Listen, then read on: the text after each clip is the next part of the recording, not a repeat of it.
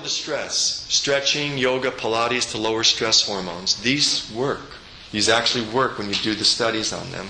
So these are great techniques. Anxiety and exercise. This is from Archives of Internal Medicine, published this year.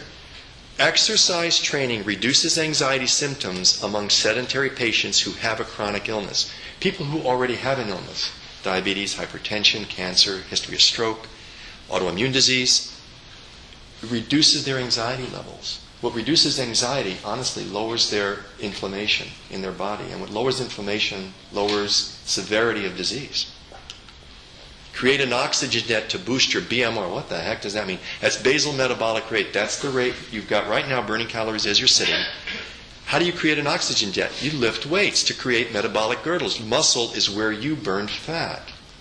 So you must increase your muscle mass, which is really hard to do if you don't have adequate nutritional, neurotransmitter, hormonal support.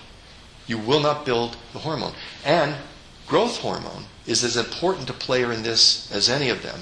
And I definitely use human growth hormone in my practice to assist for people who are low in that.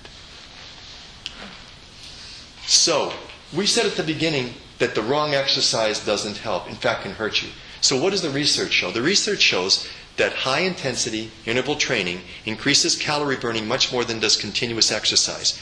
Translation: if you don't have heart disease or any risk for falling over while you're on the treadmill, or you're on the bicycle, or when you're rowing, or when you're swimming, and you can safely do that, or if you do have these illnesses, you can do those same things at a lower level of intensity perhaps.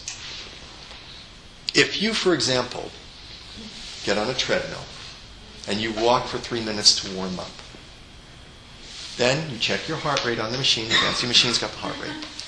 So now it says your heart rate is 85. Okay? And you're, say, 45, 50 years old.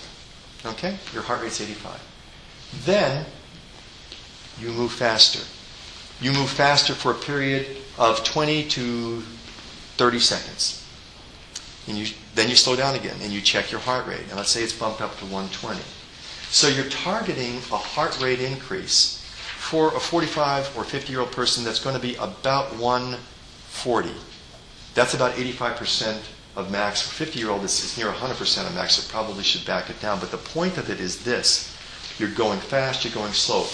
You do a short burst of high-intensity workout. Now, for me, what I prefer to do is elliptical because it's so low impact. I do run, and I'll run on the treadmill, but I generally don't do interval fast running on the treadmill because I'm afraid I'm going to fall off, honestly. It's like, I don't know if you... There was this great movie where the guy hits the stop button while he's running, or and he goes, right over the top. So it's like, it's not a safe thing to run a sprint on a treadmill machine, just to let you know. But you can run a sprint on a stationary bike. You can run a sprint on an elliptical. And by that, you don't have to necessarily go faster. Increase your resistance. Your heart rate will go up. So what you're trying to do is you're trying to target short-term, high-intensity burst with slowing way down. And when I mean slowing way down, I mean slow down. You slow way down at the end of that burst because you want to drop your heart rate down to about 100 to 110 before you do your next burst of intense aerobic. And what does the research show? The research shows that these people increase muscle mass better, and there's suggestion in at least one brief study that they may prolong lifespan. That's very preliminary. But what I can say is that all the research that we have, and this is just one example of exercise published in 1996, this is one of the earliest ones, there's been many since then, suggests that that type of a workout will do you much better for weight loss than running in place for 20 minutes, or rowing at the same rate, or bicycling at the same rate. I like to do the continuous because it's fun, but I also know that this is what I need if I'm trying to burn fat and increase muscle mass. What works? Metabolic and nutritional testing. I'll show this. I'll just show this real quick because it gives you a little flavor of some of the testing that we do here. This is a bioimpedance analysis. It's just a report, and Joe Ellen is going to do one of these on one of you lucky volunteers from the audience at the end of the presentation. But that's the thing that tells you what your body composition is. This is a simple questionnaire and computerized analysis of thyroid reflex times. The device that we have in the office measures thyroid reflexes to a 10,000th of a second. Thyroid hormone rules reflex times. So the faster your reflex time, the general correlate is that you have adequate thyroid hormone in your tissues. The slower that time reflects a relative deficiency of thyroid hormone. We also test free T3, which a lot of doctors don't. They test TSH and free T4 and forget that that is not the biologically active part of the hormone that helps us. It is the free T3. They should all be tested. Just a suggestion. Okay. Some other things that we do in the office. We do nutritional analysis. This is a spectrocell called an FIA. And what this tells us is what is the cellular content and function of nutrients. And what nutrients are we looking at? We're looking at the B vitamins. We're looking at amino acids and metabolites. We're looking at additional antioxidants. We're looking at mineral levels. It's a very comprehensive test. It's covered by insurance in most cases. So that's nice. We do IgG food panel assessment. We're looking for food sensitivity testing. And it's very interesting. Some people say, well, IgG food antibodies, everybody has food sensitivities on that test. It's not accurate. Which is kind of like saying everybody's got 90, so blood sugar 90, so that's normal. That's not normal. Because when you work with people who are having difficulties with their diet, and you do this kind of a test, I don't know if you can see this, but some of these are pink, some of these are red, some of these are yellow, some of these are green, depending upon the amount of antibody response. And I will grant you it's not a perfect test. All I know is that about 85% of people who undertake dietary modification based upon these get better. So, you know, maybe the theory may not please some people, but the actual practical implications are profound.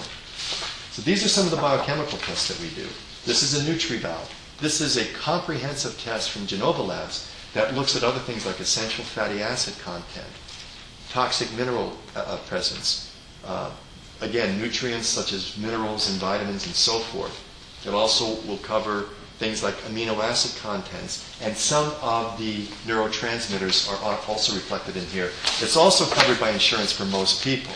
So these tests are, that's about a $1,500 test, by the way, and I think the cost, what's the cost for insurance, Joy, do you remember? $149. What? $149. $149 for those who have insurance that that big lab, Genova Lab, accepts, for about a $1,500 test, which gives you an enormous amount of information. It's so complex, I have to take about 20 minutes before I beg my office staff, please tell me when I got a NutriValve, because I need 20 minutes to look through the darn thing and make sure I got it all lined up for the visit, because they are complex biochemical results, but they're invaluable. Turns out you've got nutrient deficiencies you didn't even know. This is a comprehensive digestive stool analysis. This also reflects on things like why I bloat after I eat, or what's the problem. These are things that looks for things like parasites, worms, bacterial dysbiosis, bacterial imbalance in the gut, probiotic deficiencies. These are things like acidophilus deficiencies, bifidobacter deficiencies. These are the important healthy bacteria that keep a healthy gut. So this is my world. This is some of the things that I do with nutrient analysis. And this is beautiful. This is the neurotransmitter analysis. This is from neuroscience. We also use Senesco. But this is a neurotransmitter analysis from saliva and from urine. And again, there are some who say, well, you can't use that. You got to go do a spinal tap and get the fluid. I'm thinking, yeah, right. I'm sure a lot of people do that. We don't. You know, I've done probably 800 spinal taps, maybe 1,000 in emergency medicine at all ages. So I know how to do a tap, but I'm not going to do that for this kind of thing.